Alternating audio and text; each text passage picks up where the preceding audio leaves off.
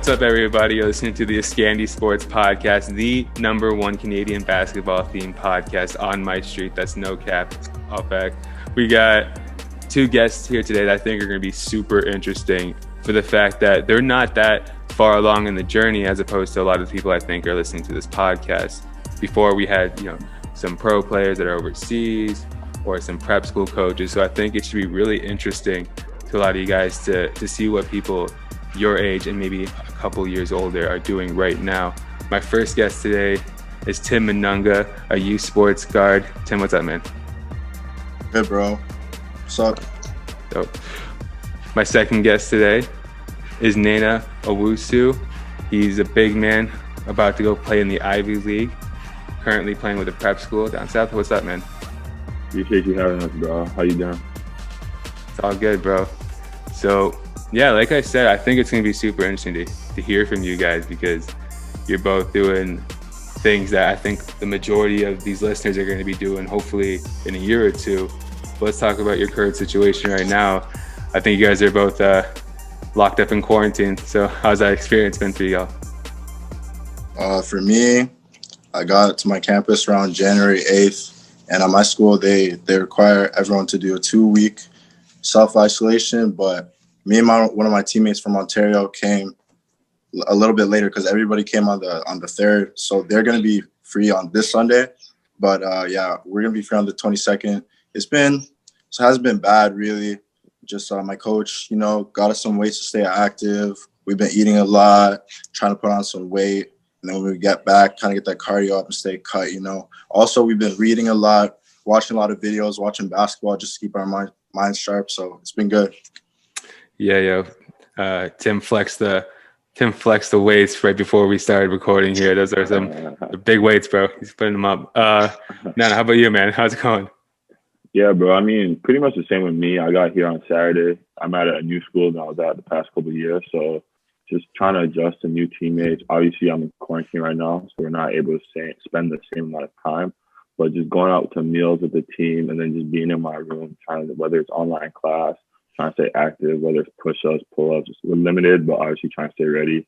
And then like Tim said, always watching basketball. There's a lot of hoops on right now, trying to keep the mind fresh and ready for when we get back on the court.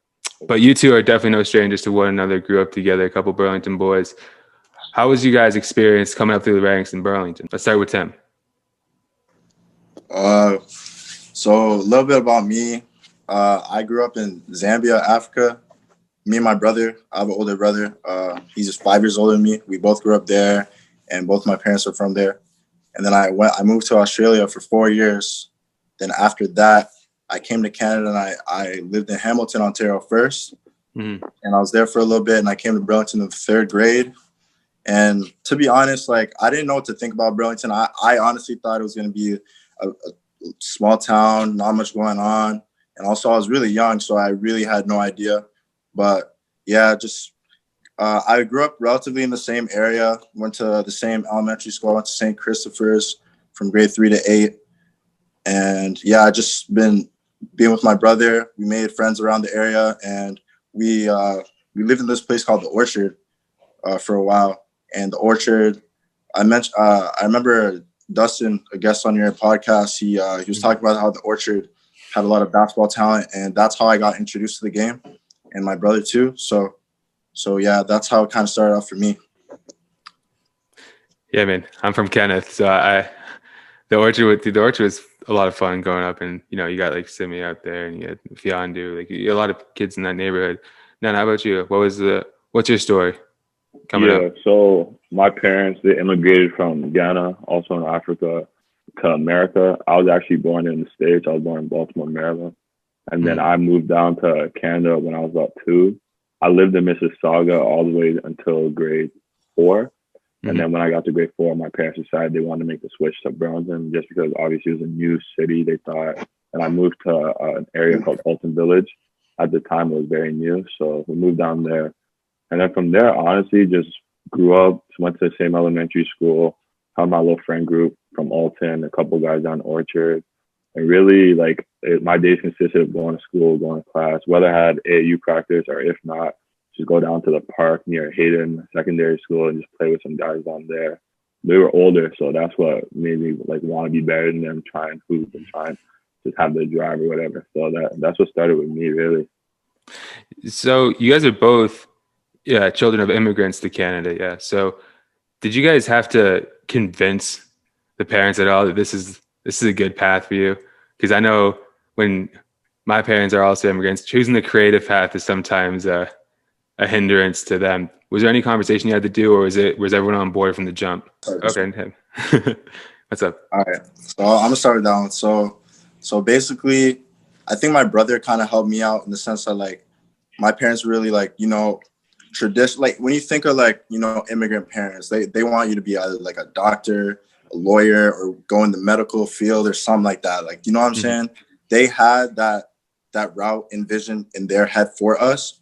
While my brother was trying to like, you know what I'm saying? He was getting into basketball and he was having fun with it and he was going places and my parents were seeing that, you know, he was doing pretty well. So for me, I did the same thing. And the thing about my parents is that they noticed an improvement in my life. The game was like, you know what I'm saying? I was prioritizing it and I was growing, you know, as a person. So they thought the game was good for me. So they've always been supportive in a way for that. So I'm thankful for that. And then how about you, man? For me, I would say like Tim said, all African immigrants parents, like they have a root and vision in their mind. But for me, honestly, I would say the thing that really sparked my parents to put me into sports was the fact that I was always the tallest kid in my class, always the biggest, tallest guy. So like I had to play a sport. I was too big not to be playing a sport. So I started off with soccer and I was good at it. But it got to a point where like everybody on the sideline, this guy's so tall, why is he playing soccer and not basketball? So from there, my dad took me to a trial, and then that's where everything started. Yeah, man, it's not easy, especially if your parents maybe not on board to begin with. But like in your case, Nana, being 6'9". Well, last I saw 6'9". Are we still 6'9"? 6'8", 6'9", yeah. 6'8", 6'9". 6'9" on paper. 6'9" for sure. 6'9" for sure. But yeah, it's dope. It's dope having incredibly supportive parents that are willing to see this out for you guys. And obviously, you guys are one step closer to probably where you want to be. But let's talk about how it started. So, with whoever wants to answer first, what was the first team where basketball, you know, started getting serious? Now you can go. I would say so. I was playing soccer up until grade 3. And then randomly one day, I think it was Saturday, my dad said, "Let's go. I want to take you to a basketball tryout." So we went down to, I was living in Mississauga at the time. So we went to a Mississauga Monarchs tryout. And I remember I was there. And when I tell you I was the worst player in the gym, like I'm not exaggerating. I remember playing all around the world, hitting air balls, only all backboard shots. But the thing was, I was the tallest guy in the gym. So I remember the coach, who's been like a mentor to me, helped me be who I am today, whatever. He gave me a chance, put me on the team. And then from there, things started to get serious basketball-wise because we were a good team. But in terms of when I really started to appreciate the game, I would have to say grade 7, just because I felt that I was getting better and being around better players. It made me realize that like I don't want to just be another guy. I want to also try and be as good as these guys around me, if not better. So I would say grade 7 is really when I tried to get more serious about the game. How about yourself then? For me, so I always, I would say I always kind of enjoyed the game of basketball, just watching it on TV, noticing that my brother was interested in it. And me and my brother did a lot of things when I was younger, and we still really close to this day. So he was a big influence on me for that. But in terms of me getting into competitive play, around the 5th grade, I was in the orchard, and I had a really like tight knit friend group that went to my elementary school, and one of my friends played for the local team, and we played basketball all the time at recess, after school, when we hang out, driving and stuff like that. And he'd always ask me like, "Oh, why don't you try out for a team? Why don't you play like rep basketball and stuff like that, or like a house league?" And I was just like, I don't know. I never really like asked my parents to get me into that, register me for that and stuff like that. So he told me to come out to a tryout that he was currently on this team. So he was his second year going in, and he invited me out.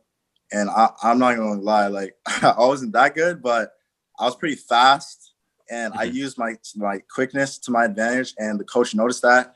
And he, even though I was like raw in terms of like talent and skill, I didn't have a lot of it. He gave me a shot, and for me, like my effort made me stand out. So, so yeah, that was that for me. But in terms of what Nano was talking about, in terms of actually like taking the game seriously and having a passion and think of it as like a day by day type of thing towards a goal, I'll probably say I started falling in love with the game around the 8th grade. Yeah.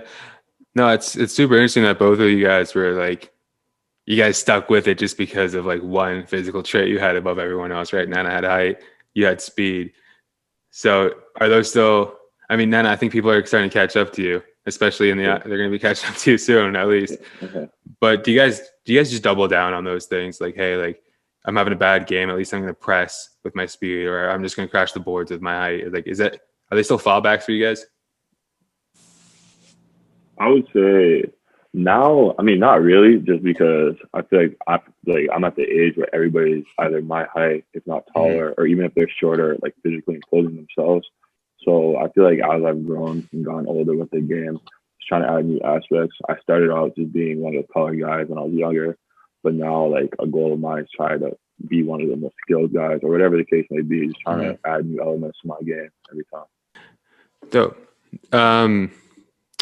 All right, let's just push past, and I know there is something that people from around here will be familiar with, is the 30-1 Halton team. Let's take us through that season, man. You guys knew you were going to be a special team from jump, or how did it come about? And let's experience it. What happened? So I'll start because like I'm a year older than Nana, so I was in the high school scene like earlier. So I'll start with that.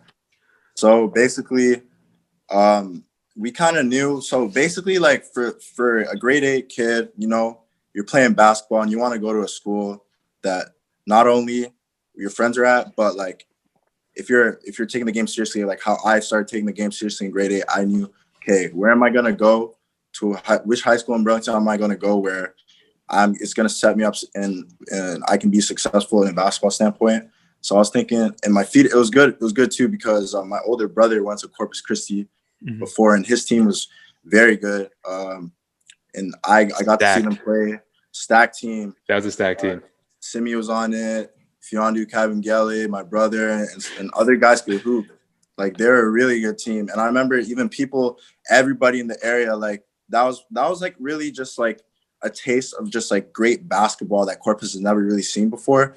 So like, yeah, like, and also the guys my age, there were a few good basketball players, like a lot of good talent my age and Nana's age, 2001, 2002, that, came together and were serious about the game. And we went to Corpus to kind of carry on that legacy. So, yeah. Yeah, dude, I went to Nelson High School, and Corpus and Nelson used to have a little rivalry, but not those years with that team with Simi and Fiondu. I remember just being in the gym watching all my friends get their hearts crushed every time they put up a shot, and Fiondu slapping it against the glass, and Simi's dunking on all my friends. Like the tough go around. But Nana, how was that Halton team for you, man? Yeah, to add on to what Tim was saying, so when I was in grade 8, he was in grade 9 at the time, and I remember my summer going into grade 9, like a bunch of us, like five of us, we used to go to LA Fitness every day and just play together. And this was like, it was definitely new. And I feel like it was really the start of our friendship and what led to our team having so much chemistry, because we had guys who were already in high school, like Tim. We had me coming from Alton Village, and then we had a couple other guys who were coming from that Orchard area. So with us playing at the LA Fitness every day, we'd go there like 12, play for a couple hours, go get something to eat, and come right back. And we would always talk about, guys, this season I can imagine us doing this, doing that, or we're gonna be this team. Oh, the announcer, like we're just like being kids, just having fun, imagining what the season could bring. And then once we got onto the high school scene and we actually put it all together, we knew like from the jump we were already talented compared to other teams, especially in our league. But then I feel like our chemistry was really what separated us. Yeah, you're talking about being in the gym just all that time. Is that something that you guys kind of had to force yourself to do, or is that just kind of the basketball culture at the time? Because I know I'm not trying to say that I'm so much older than you guys. I'm not that much older than you guys, but like basketball wasn't that yet. You know what I mean? It was kind of just like a couple people played, and it was like if they're at the gym, like fine, I'll come through. But like you guys just lived there, and it's like natural. Or how was the sort of basketball culture in Burlington for you guys at that point?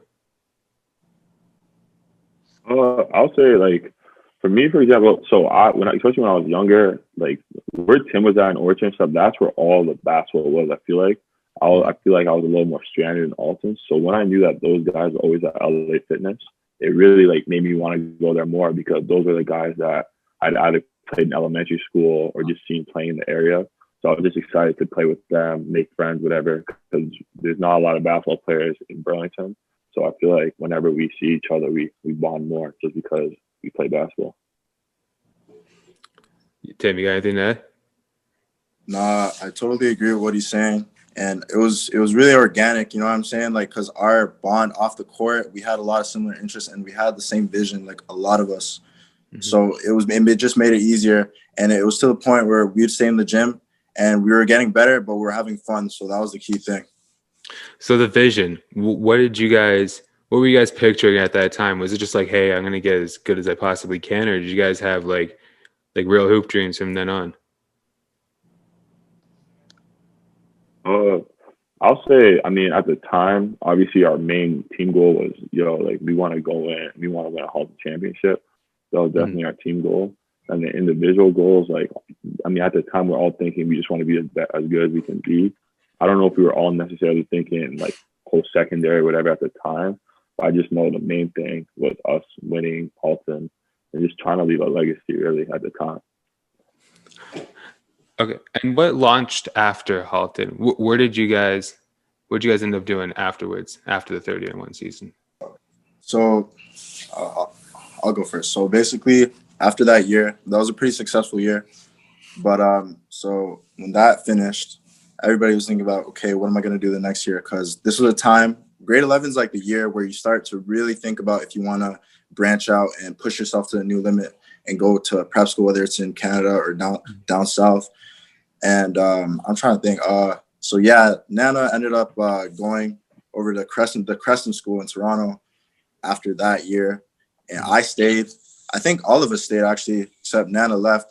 And it was basically the exact same team except for him. I mean, we were still good, but yeah, that's pretty much it. He decided to take a different path because the academics were good and stuff like that, but he could touch up on that. Yeah, Nana, what drove that decision? Yeah, a lot of people don't know that part of the story. My grade 10 year, I went down to school in Toronto, Crescent, because at this time, one of my AU teammates, a good friend of mine, he was also down there, and I know his parents and my parents, they used to always rave about like academics and how good of a school was. So my parents at the time, the mindset was they didn't want me to miss out on an opportunity to go down to a place where, let's say, I was like the academics, it's a private school, whatever. So I've never had that experience before. So going down there. And then, I mean, I was a little sad at the time. We had just won, but at the same time, I was like, we had just won, so it makes it a bit okay to leave. Because if we had just lost in the finals, whatever, that would obviously be like hurt more. But at the time, I decided to make the move down to Crescent. But these guys, like, it was hard watching just because I mean they made it to the Halton finals and just lost by like one game, but it would have been back to that Halton chips for sure. All right, so at this point, when uni becomes a legit option, right? I know a lot of kids are going to be at this kind of period right now, grade 10, 11, 12 area. When did you guys start getting like interest from the schools, and how does that process work for some of the kids that are about to go through it? So I'll go first. So basically, for me, it was a little bit different. So going back, I'm trying to think. So Corpus Christi. So after that grade 10 year when we went 30-1, so I stayed for one more year after that, and we lost in the Halton finals, but we made it to AA OFSA, and we had a pretty good run. We lost in the quarterfinals, but so yeah, I was thinking like, hey, what's the next step for me? So that summer, you know North Pole Hoops. Absolutely. Yeah, so they host camps in different regions, different provinces and stuff like that. So I went to the Hamilton camp, and I got co-MVP, so I did really good there. And but like, to be honest, before that, I was playing AAU on some good programs, but I was never really like in a position to show how good I could be. And like being in Halton, like obviously it's not like we're in like Toronto or Mississauga or Peel where it's like more direct and you're seeing it firsthand. Like, okay, that guy can hoop. Like it's more on the low key type of level. So yeah, I went there. I made a pretty good name for myself. I got myself out there, and that brought me more exposure to Canadian prep schools. I was looking at some schools in the OSPA and NPA, but I ended up going to LBA school. It's a NPA school in London, Ontario. And I went there, and that year was kind of like a really big point in my life because that was really my first time going on a team, experiencing major adversity in the sense that like injuries, injuries is real. That year taught me like being healthy is like a real thing. People take health for granted, and I missed like we had like 35 games. We had a lot of games. And I only got to play like 9 or 10 games. And it was just like, it was a really big year for me. It made me grow mentally as a basketball player, made me learn more. And in our team, we weren't winning games. It wasn't sweet. Like it was a really rough year for all of us. And just, I don't know, our coach, he was trying to figure it out. He couldn't get the job done that year, but it helped me grow. Then after that, in the summertime, I was just like, okay, it's the summertime. I need to get myself out there, get my confidence back up. And I was doing my thing. And so the next year, which would be my 5th year. So the last year was my 5th year. And I went to St. Martin's. It's a school in Mississauga, but it was like they were trying to focus it like a prep program. They were trying to play a lot of prep schools in Canada, but they weren't in a prep league. So that's why we were St. Martin's, but when we played prep schools, we were like AM Catholic Prep. So okay. Yeah. So that year, makes a lot of sense. So the start of that year, it was looking really good, to be honest. We were getting some games in, some exhibitions, it was really good. Practice was really good. But then after the new year, I got really sick. Around, I'll probably say last year, this time, January, February, March, I just was out of it. I missed school for a whole month. And I didn't write my exams for first semester. And I came to second semester. I was doing schoolwork and stuff like that. I couldn't play basketball. And but then the pandemic happened in March. And we'll touch up on this later. But the pandemic, in a way, was good for me because when I say sick, like it was like I had like a virus like type thing. Not no coronavirus, but that's like, never mind what. Yeah, but it hit my body like hard. Like I lost 15 pounds. Like I was just out of whack. You know what I'm saying? I just wasn't me. I wasn't all there basically. And then the pandemic happened. So obviously high school basketball, even the league, like every type of sports, everything just shut down. But it allowed me to just get back into shape and stuff like that. So it was good for me. And then I'm going to actually just sit tight for a second because there's a lot there I want to unpack with Tim, starting with like those showcase games with NPH and those sort of showcases. You're a guard, right? So how hard is it to balance, me being able to demonstrate, my guard skill set? Like obviously I got handles and they want to see that guards can pass, but then you have to balance that with, I have to get my own as well. I got to score. So there's going to be kids coming up now that have to deal with that. What was your mindset in those games when there's scouts there?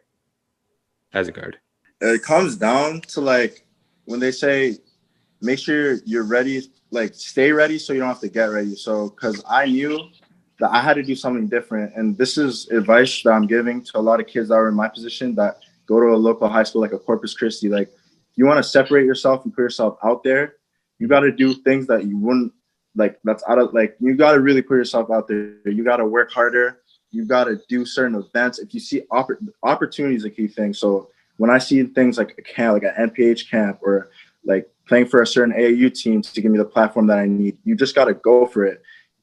You can't doubt yourself. You know what I'm saying? Because opportunity will lead to great things. As long as you know that you put in the work and you're ready, the confidence will be there. And going into that camp for me, because I went to 2 of them actually. The first one was the camp before LBA, and I got the co-MVP there. But then the one the camp that I went to the next time was the next summer, and I did really well there too. I made the top 20 upperclassmen game because before it was the underclassmen because I was in grade 10 going into grade 11. So I did both times. I made the showcase game and I performed. But before that point, when I was really like a really under the radar guy, like Elliot Svet and Tarek Svet, those two guys, the guys that own North Pole Hoops, and they didn't really know me before I went to that first camp. And after I went to that first camp, they really got familiar with me, and I was in contact with them. They helped me a lot with my recruitment for where I'm at right now at Acadia University as a youth sports. They helped me a lot with that, and same with my circle. But yeah, you just got to separate yourself when you're at those camps. Just show what you can do. Don't play out of character. If you've been working, you're a shooter, you got to, you know what I'm saying? When you're open, you got to shoot it. If you're an energy guy, you got to show that you can strap up. Because literally I've seen some guys that'll be making those games. They won't be scoring like that, but they're dogs. Like they can play defense and they have heart. And that's what gets them in the game, really. Yeah, defense is totally underrated when you're in those positions because like everyone out there is trying to score 50, but like they're probably going to take two of those guys that can score and then three of those guys that can defend those two guys, right? So also LBA, that came up with the podcast that I did with Dustin recently. Is that the school that beat a JUCO or a D2 team? Were you on that squad? Yeah. They beat LBA. Did all that last year, the year after. Okay. So they did that while I was at Martin's. Yeah, still a serious program. If you can get there at any point, that was good luck. And then the last thing I want to dig in with your story right there was. I will say one thing. And I wasn't the only guy who, after I left that year at LBA, our whole team, like half the team left because like a lot of people just wanted to try something new.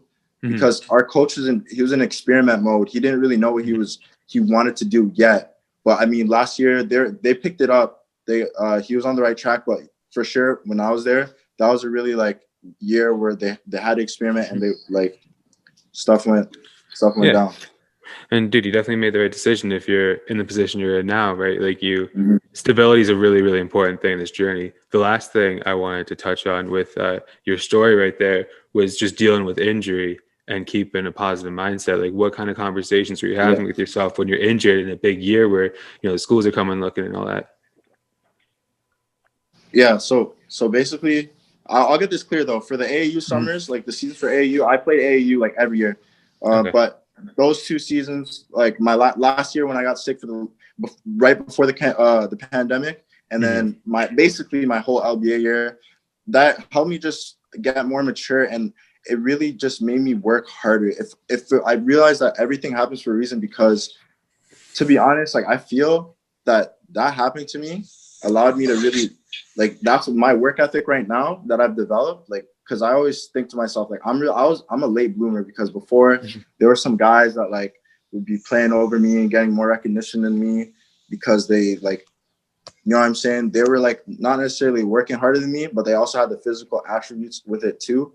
But I reached a point where like I was working and I was trying to think, okay, like I can't be chilling. Like there's somebody that's working harder than me right now. And also I grew a little bit later. I got bigger and my athleticism came a little later. So that helped a lot too. But at the end of the day, I just I stayed positive because I didn't let it, I stuck to my faith, and obviously my family and my circle helped me out a lot. So I'm glad that all worked out, man. And I mean, it looks like things are trending up for you right now. Nana, we're back. Can you talk about your kind of journey into the recruitment process and like the different schools you've been through and when the offer started to roll in? Yeah. So we touched about how I went to Crescent down in Toronto in grade 10. That was definitely a great year for me, both mentally and also like academically, athletically. I'd say that year I really learned a lot about myself, because a lot of people don't know, but actually, so I would wake up every day around 5:30 a.m. And then my dad, I owe a lot to him that year, especially he would take me down to Toronto, drop me off at school. And then I get home around 6 p.m., taking a bus, then a train, a subway, all that, just to get there and back. So that year, definitely, it really showed me how bad, like the statement, how bad you want it, just because I was traveling. My parents were making so many sacrifices to get me to school. But then after my grade 10 season, during my grade 10 season, I would say I played okay. I didn't have the year I wanted to have, but I felt like I learned a lot basketball-wise. I was tested. But then right after the season, so throughout my whole grade 10 year, I was actually playing with a torn labrum in my shoulder, which I hurt in April the year before. So I decided that, because I had been prolonging my shoulder surgery. So I had shoulder surgery in March of my grade 10 year. And I was out for 9 months. So that was definitely something that I felt held me back, but it also like put me in the position I am today, because I was able to get really motivated just seeing other guys my age and a bit older, younger, just working, getting recognition. At times it was very frustrating just because I know I can't go out there and do anything because I was in a cast, of course, but I really learned a lot about myself. But then after I recovered from my shoulder surgery, I got blessed with the opportunity to go down to a school down south. And then I feel like from there, that's where a lot of things started to pick up. When I got down there, the coach really... Go ahead. Just real quick, this is Vermont Academy we're talking about here? Yeah, Vermont Academy down in Vermont. So one of my teammates I've been playing with since grade 4, his dad has also been my coach.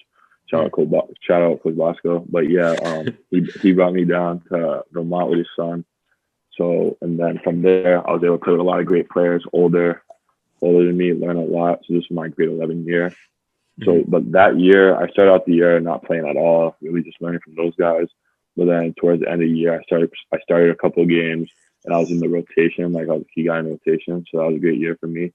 And then that summer playing AAU with CIA Bounce, it was fun. We had an okay summer. We didn't make the Peach, but we won the PIT.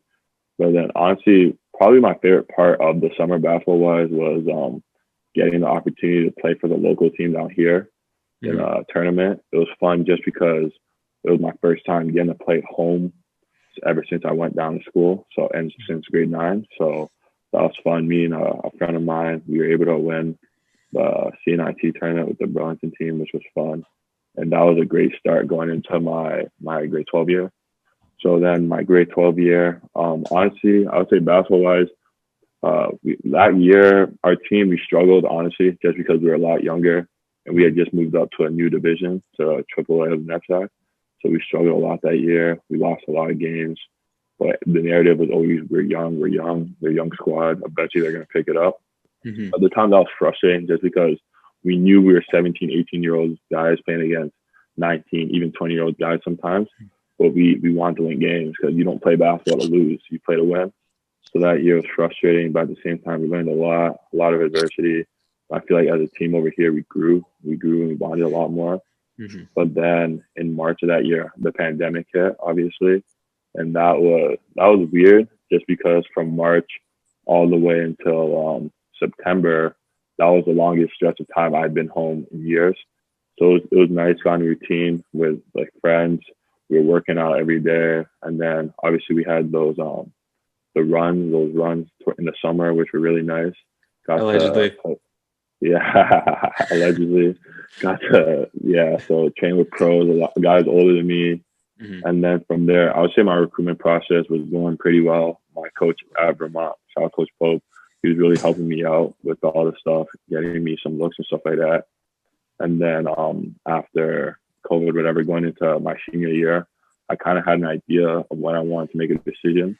But also I was contemplating just waiting a little bit longer just because AU and no basketball happened over the summer just because of the pandemic. But then in my senior year, right, which is right now, my 5th year, I decided time was right to make a decision. And that made my college decision. And then ever since then, really just been training, trying to get better. Even though I haven't played a game since last year, March, because of the pandemic, trying to get better as much as you can. Trying to do much. I know a lot of people aren't doing too much right now because the pandemic restricts a lot of things, but just trying to find ways to get better for sure. Tim, it's going to be for both of you, but I want to start with Tim. What were the main things you were looking for when school started hitting you up about potentially playing with them? Are you looking academically? Are you looking playing time? How do you balance those things? So academically, in my grade 12, my return year, I did really good. I had over an 80 average, so I was doing really well. So academics is a huge priority for me, for sure. But I just wanted to go somewhere where I knew that the coach really wanted me, you know what I'm saying? So I could go there and have the opportunity to play like fairly quickly was my main thing. And also just this coaching staff here was really welcoming. Just the whole vibe here is great. Also what helped my decision was I knew a few players here from before, some alumni I was familiar with, I was close with. So yeah, it was a good fit. And my coach is a really good guy. He helps all of us. And when he was talking to me and my family liked him. He's a really good guy. Shout out to Coach Duffy. So yeah. Yeah, man, we were talking, I think last week about how your coach was being really welcoming to you about even the situation right now, giving you the choice if you want to, come out train, like, so especially for anyone, like the coach is one of the most important things. And I think you hit the nail right on the head because it looks like you're in a happy place right now with the situation. And that's what it comes down to. So I think that's when you're going to play your best ball. Nana, how about you?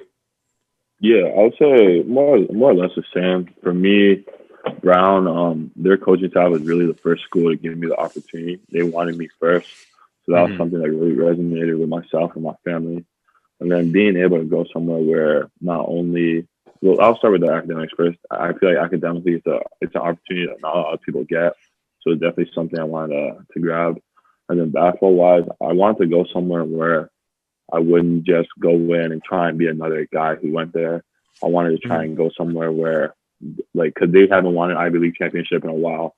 I want to go there and be a part of an Ivy League championship, be a part of going to the tournament, trying to, like, leave a stamp there, trying to be a defensive player of the year. I like all those type of things.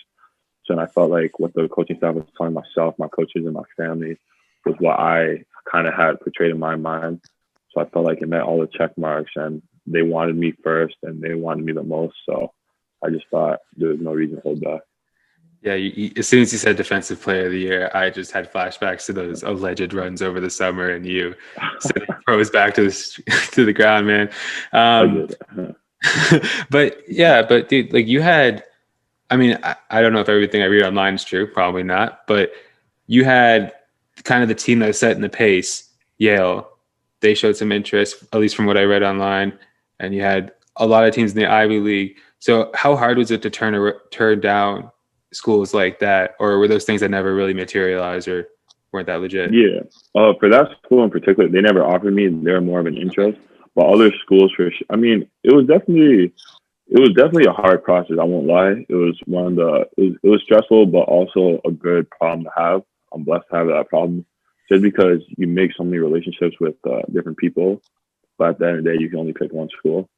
So I think my family and we really just wanted to place an emphasis on the three things we're looking for. One being the coaching staff. If I was going there and I wasn't playing basketball, would I still be okay being at that school, whether it's the community, the coaching staff taking care of me?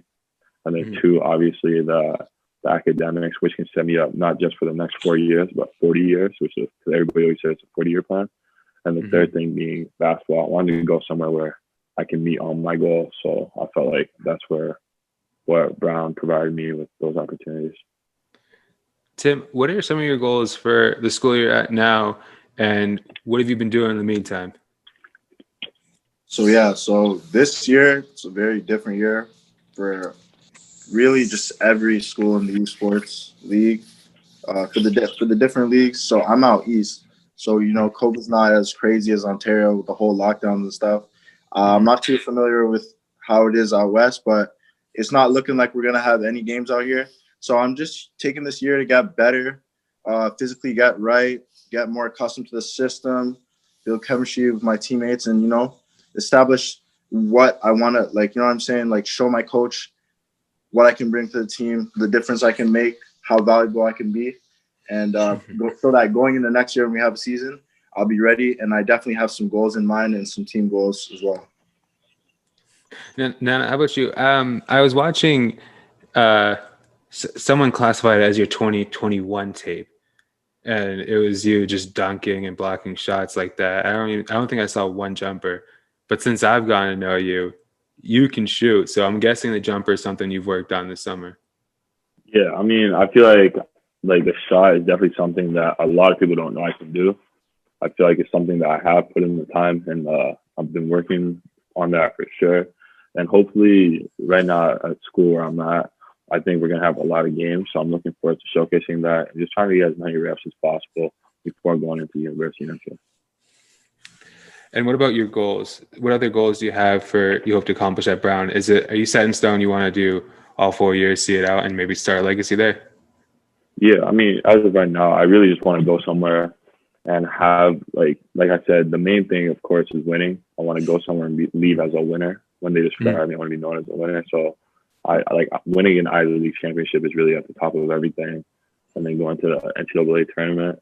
And then I feel like if we can take care of winning, and if I can continue to put the work in, trusting the coaching staff and the coaching staff trusting me, I feel that the personal accolades, I feel that they can come and everything. As long as we're winning, I feel like everything will take care of itself. For both of you, we'll start with Tim. Do you guys conceptualize, or is it too early, what after it's going to look like after these 4 years? Like, is it something where you guys are going to try to, get a contract wherever, keep hooping as long as you can? Or do you guys have other plans for after these 4 years? Potentially 5. Yeah. So after these 4 or 5 years, depending on that, to be honest, a main goal for me right now is to make a living off the game I love. Mm-hmm. That's been a goal for pretty much ever since I started taking this game seriously and been working hard.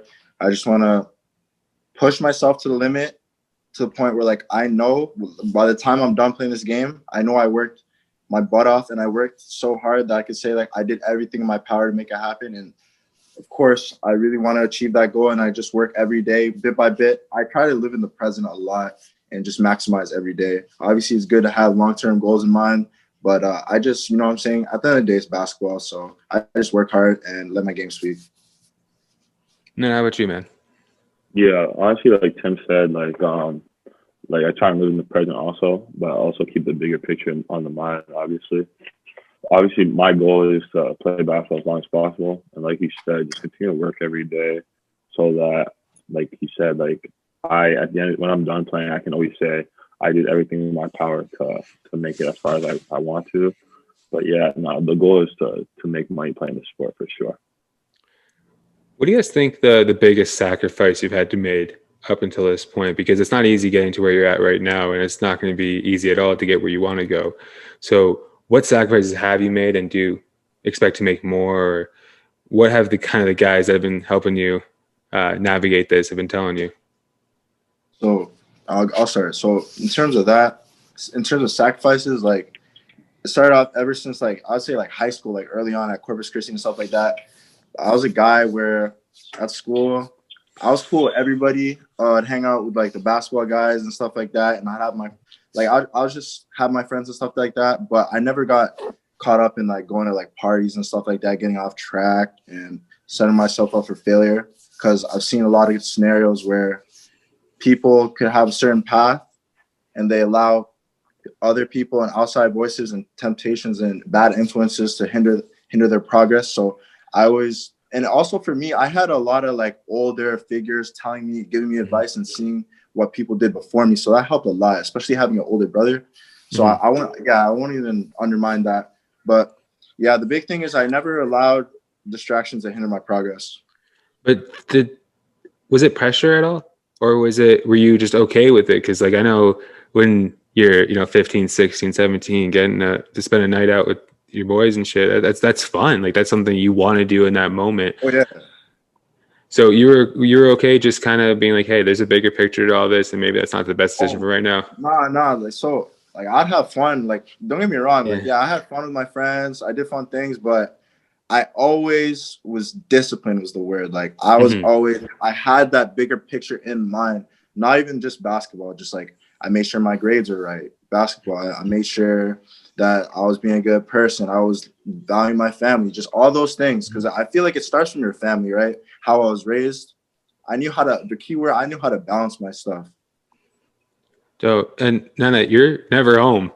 Has that taken a toll on you at all? Or how are you dealing with that?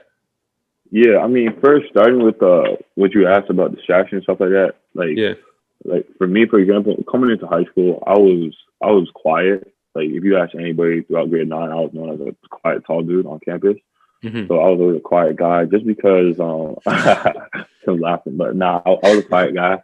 I had my circle of friends, but other than that, like I didn't really talk to many people. I tried not to let distractions get in the way of things just because I knew that everybody's on a different path. So I only tried to surround myself with people who had ambitions of being on the same path I was envisioning myself on.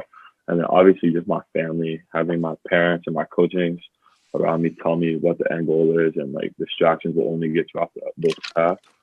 But yeah, I would say that for sure. And like to people watching, whatever, like when you talk about sacrifice, like you have to sacrifice. Like the biggest thing is I feel like you really gotta sit down and think about what you want everything to be. Do you want to have fun now when you're in high school and nothing really means anything?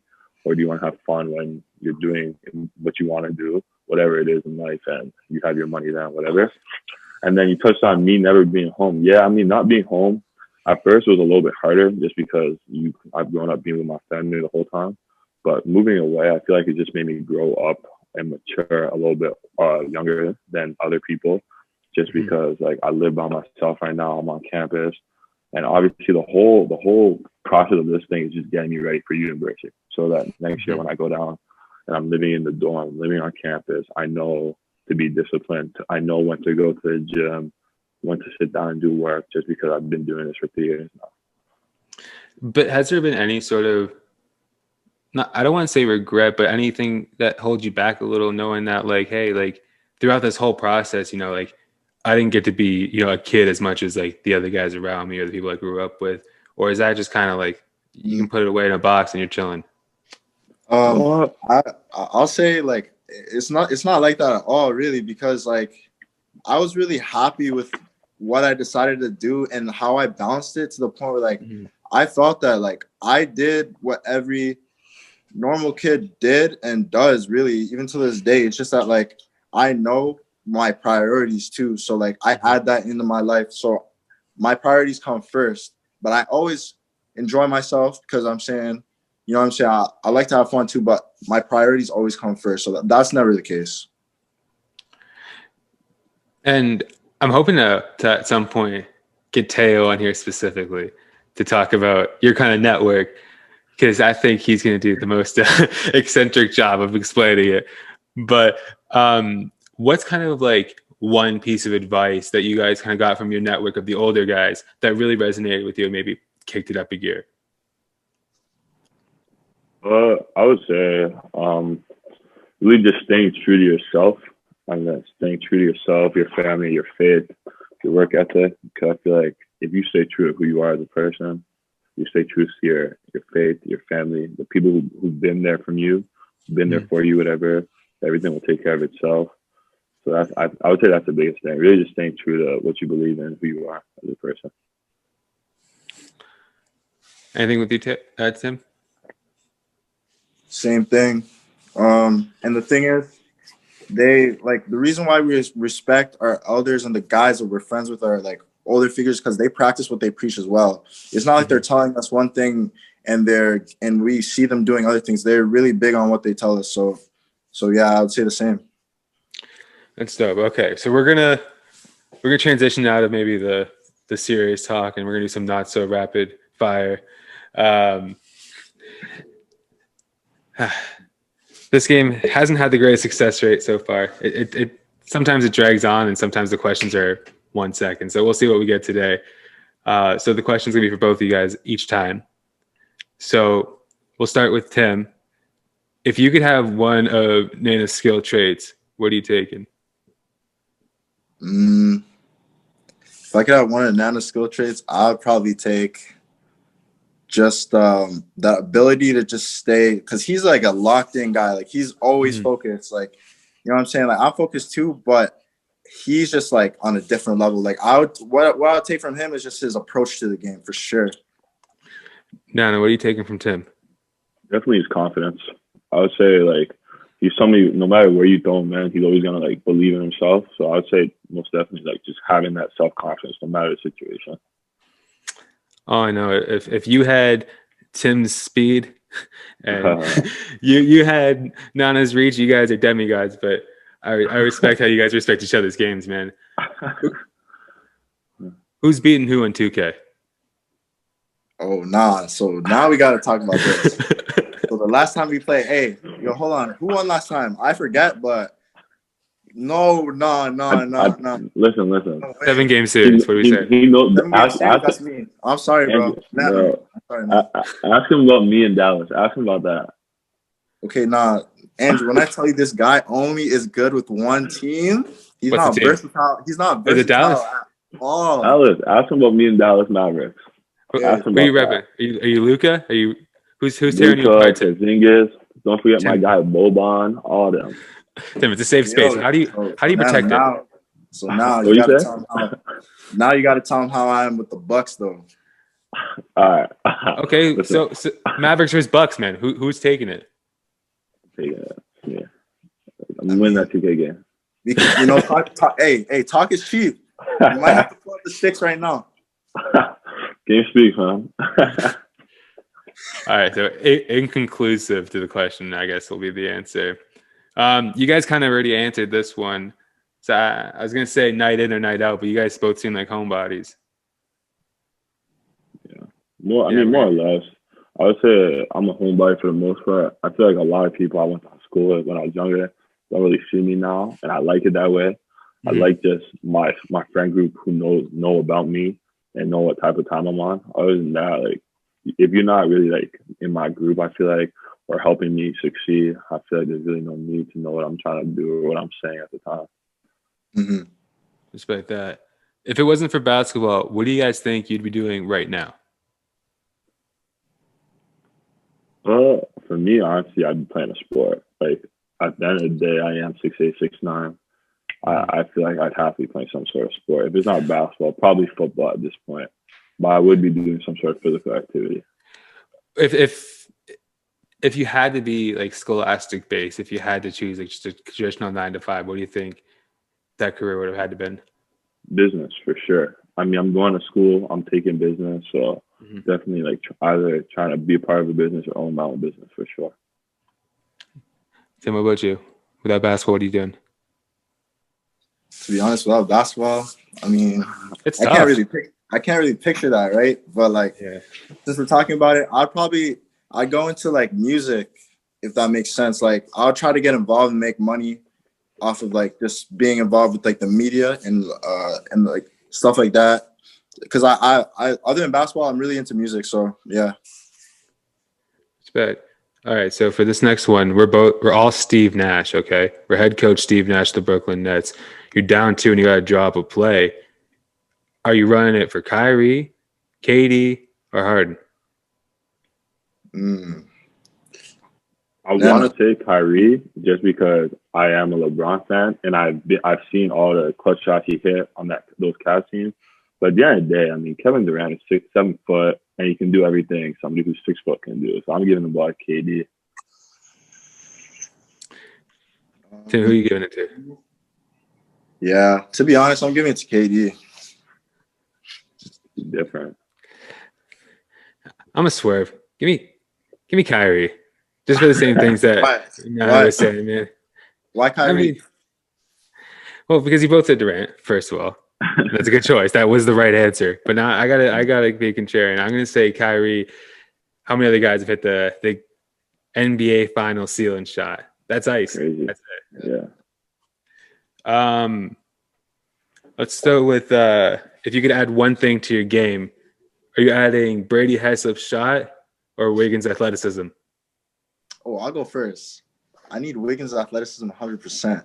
Because I can get the reps in. I can work on that jumper. But nah, I need to be jumping out of the gym. What's your Nana? Honestly, say Brady. Say Brady. It's in your head. I see it. Just say it. You want Brady. This is a hard question just because I feel like nowadays, like especially in the NBA, both of those like type of things get paid. Like you saw in the summer, guys like Davis Bertans, they're getting $80 million contract. But then you see freaks of nature with athleticism, like they're in the NBA. So, but I'm gonna say Wiggins just because that athleticism, like I don't even know how to describe it. Andrew Wiggins, man, he has the best high school mix-up of all time. No questions asked. Crazy. Yeah, bro. And you guys are probably old enough to remember like when he was buzzing. I remember he had I think a game of McMaster. It was like sold out. Yeah. We Nana, you go to that too? Which one? When he played against McNabb. No, I just heard a lot about it. I was a young buck, but I heard a lot about it. It was buzzing, man. And I remember, I think Bennett went first right before him, and then Wiggins right after. And it was just like, yeah, that's setting a match to this, man.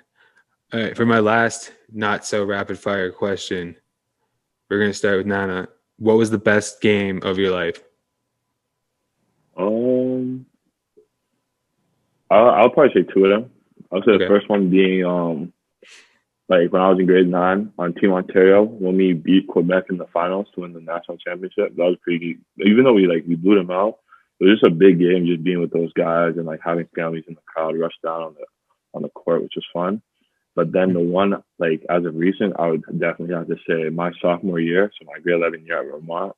We played Brewster Academy in our home gym, and we took double overtime.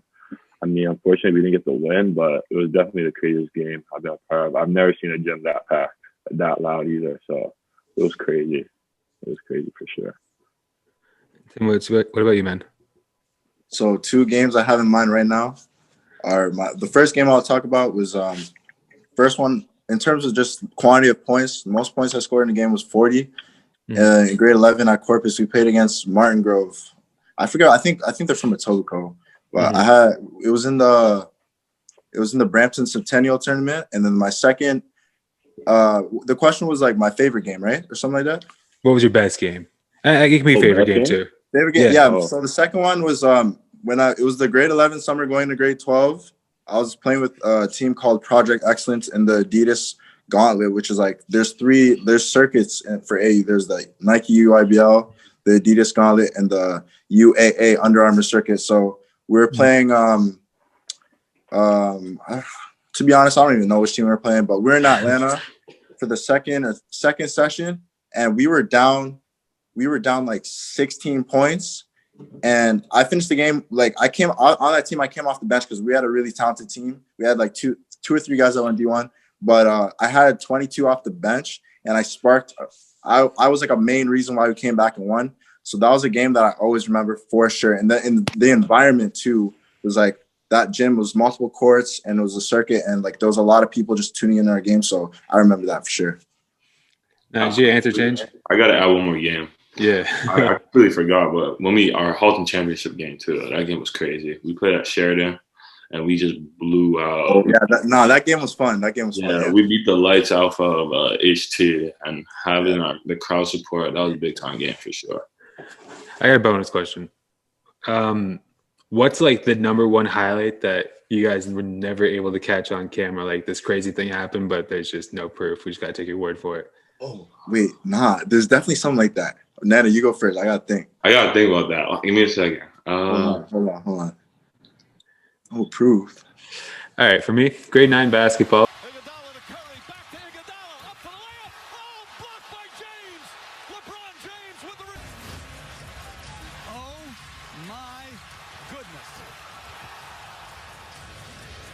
Great pass by Curry, running hard by Iguodala, and superhuman defensive recovery by LeBron James. All right, what was the Nana, play? you remember, Nana? I mean, I don't really have one. There is some film of it, but I feel like the film doesn't really capture the moment, in my opinion. I would say so. My grade 11 summer going to grade 12, when I played for that local team down here in Burlington, I hit a step back game winner in the semifinals. It was a 3, so the tie game. I hit a step back 3, and like that was a game winner, or whatever. But I feel like there was film of me hitting the shot, but there wasn't film of like the scoreboard, the crowd, all that extra stuff that comes with it. But I would say that. That's dope. Step back game, especially with the misconception I think people have in your game right now. It's just like, you're a shooter, man. The best part was really just being home. All the guys in the crowd too, talking to the crowd. For me, my first in game like dunk was when I was in grade 12. I was running with Mississauga Monarchs for a little bit, for a month or two, and I had an in-game 2-hand that like just didn't get recorded, and I kept on telling my friends like I had a bang on again. I had a bang. Nobody believed me, but nah. I as of right now, that's what I can think of. Yeah, that would have been crazy to watch, bro. Oh, and I guess like another additional bonus question we could ask is, what advice would you have right now for the young Burlington Hoopers?